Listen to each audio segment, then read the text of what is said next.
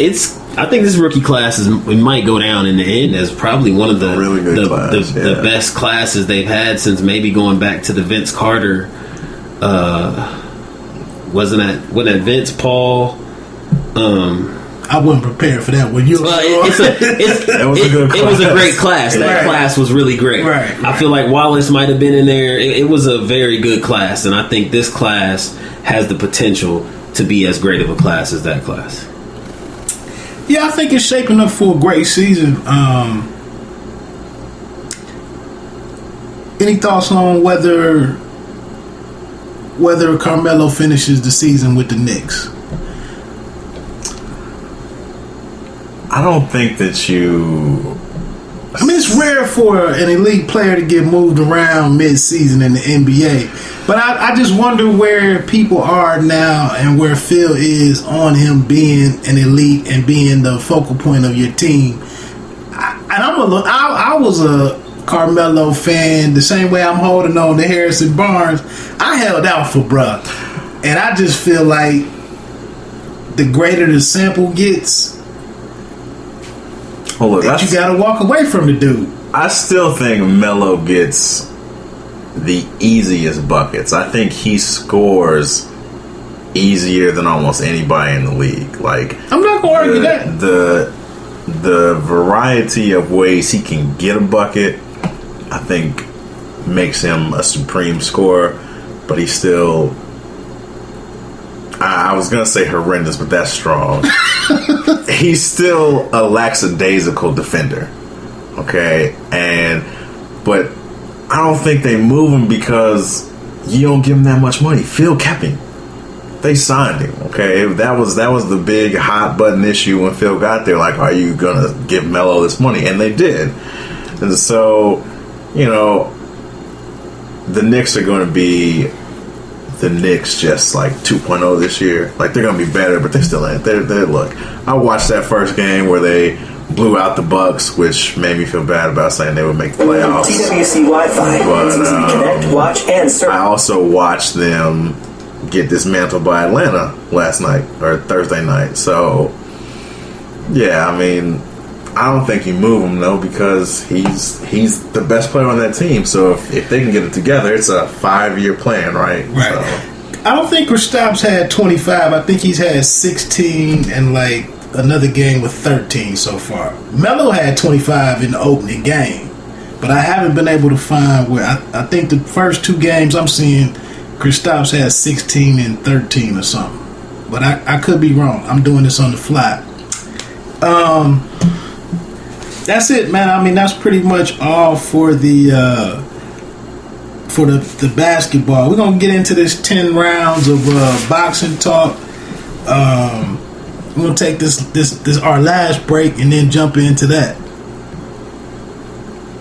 We are One Take Podcast Nation, bringing you quality on-demand audio in sports, entertainment, lifestyle, and more. You have podcasts from B Meeks, Jim Shoe Johnny, show host Wood, and host of others from around the country. No matter what your sport is, we have it covered. So check us out on OneTakePodcast.com, or if you want to go straight to our podcast channel, visit www.otpn.us. That's otpn.us. Sponsors and podcasters are always welcome. You're tuned in to a One Take Podcast. All right, pay me no mind show. This is your host Wood. I'm joined by G and my brother B Wood. We just finished up with some basketball talk, but we got together tonight to talk about. Initially, we got together to talk about the sweet science. So I got 10 rounds. We're gonna break up these topics into 10 rounds and kind of run through some things and try to finish this up in about 25-30 minutes. We running a little long, but hey, it is what it is. G's gonna hang around and weigh in where he can. If you feel like you familiar with any of these names, my man, I know music and craft beer and football and basketball are kind of your strong suits, but if you know it, if you're familiar with any of these, feel free to weigh in. You're more than welcome to hang out with us and get through this section of the show, this portion of the show. What's next for Triple G, my man? I have not seen the fight yet, and after seeing some of the highlights, I'm not really. I don't feel inclined. I'm not inclined to really go back and watch it. But Lemieux, like you said, he's not hiding any of his punches. We know where everything is coming from. Triple G got the victory. 8 rounds. Yes. 8 rounds. I think it was 9. I think he Chocolate stopped was 8. it in the 9th. Chocolito was 8. He was 9, and then the next night, Terrence Crawford was 10. Okay, so what's next for Triple G? I mean, honestly, Gennady Golovkin. Miguel Cotto is the division kingpin. He has the title, but I don't believe Miguel Cotto makes that fight. I don't care what anybody says. I just think that he has no. Roach is talking. Yeah, I don't think he has any intentions of fighting him. But when I look at the division, there are quite a few names out there. We talked earlier. You got Kid Chocolate, Peter Quillen. You got Andy Lee, and you have Daniel Jacobs. And if you go up one division, there's Andre Ward, of course. The Charlo brother. There's tons of fights for him to make. So I think it's getting to the point where it's either you start calling out names where you force these guys to have to answer the question why you're not fighting me, or you just keep beating up these nobodies and you just keep stashing, getting these knockout victories, and the fanfare just keeps to continue to grow. Really, he's not facing much danger. I mean, the fight against Lemieux was probably as boring a fight I've seen. You just was waiting until he landed the shot that eventually, I mean, Lemieux's a thick leg, thick base dude, so you knew he was going to take a beating. Did Lemieux land any shots? Did he land anything? He landed maybe 1 or 2 little hooks that he threw, the left hook. But like I told you before, he winds up, he turns his shoulder. I mean, he, just like they say guys are textbook, like he's a textbook 1930 boxer. Right. You came out there, you knew you were going to square up, and each other was just going to throw bombs on each other until somebody knocked the other one's ear off, or you knocked his teeth out, whatever. That's where he is. He didn't throw jabs.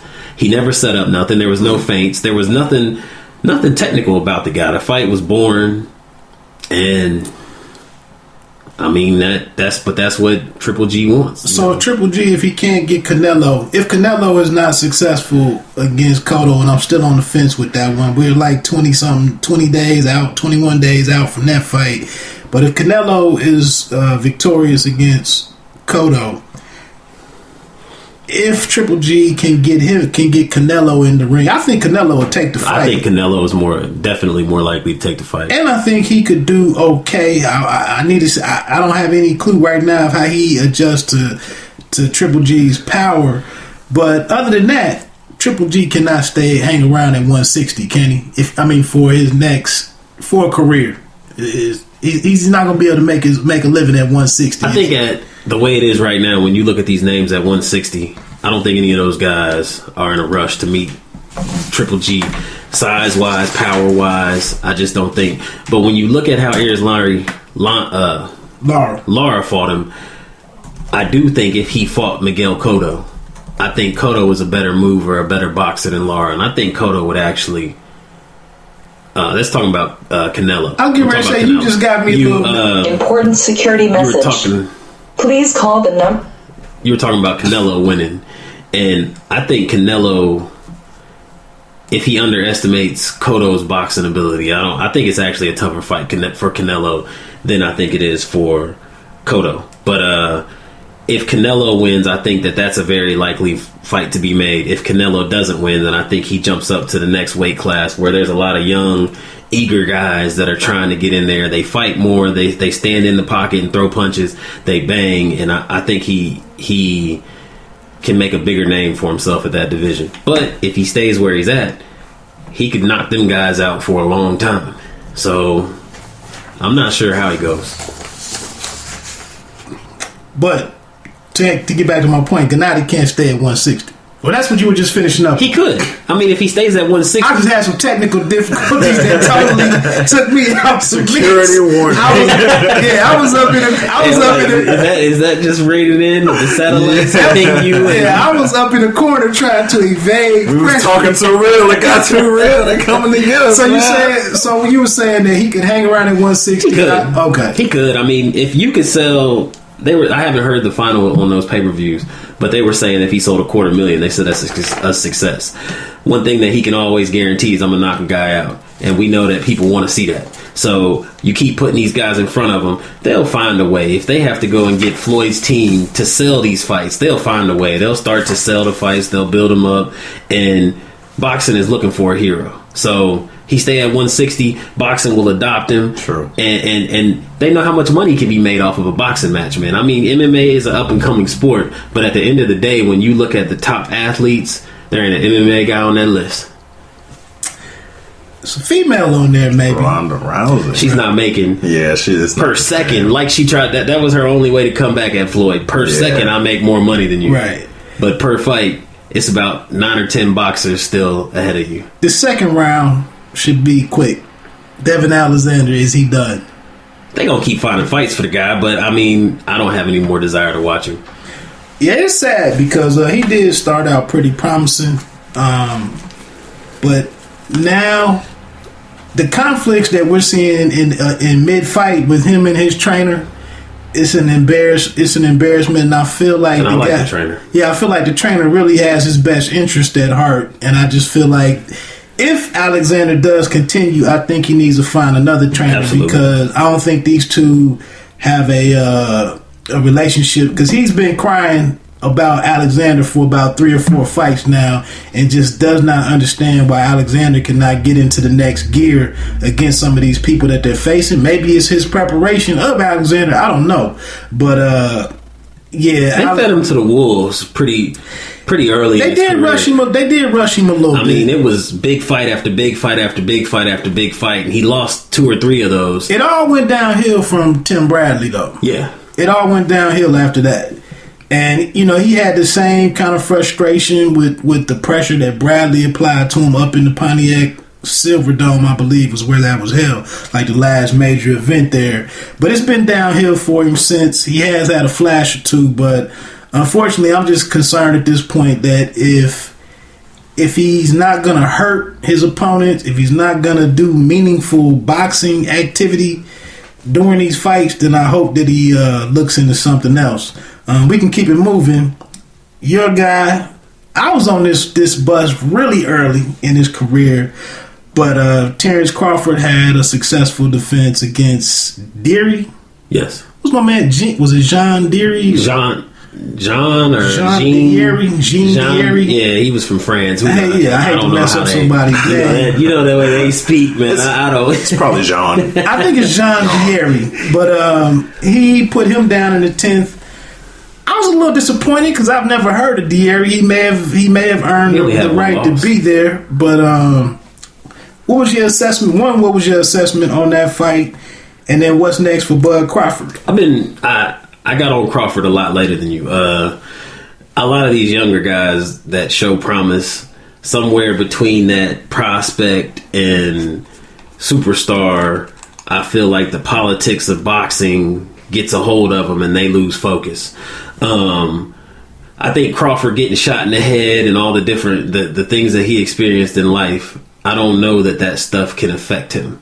I think he understands I'm a fighter, and I think he understands my job on this team is to fight.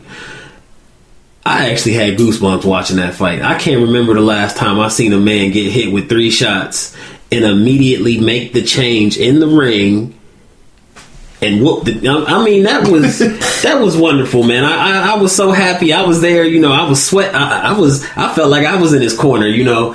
I can't remember the last time I've seen a fight where a guy made an adjustment, and I've seen that in his last couple fights. I mean, he's a very intelligent, very heady fighter, and I don't know if it's just natural.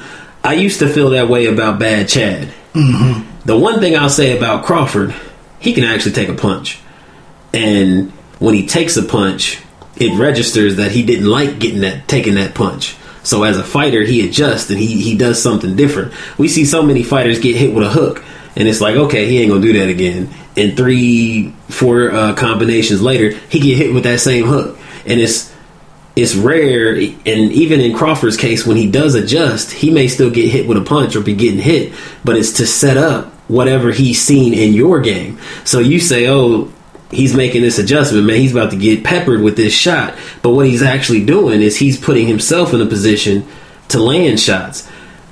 I think that guy, him, Thurman, as for the guys right now, I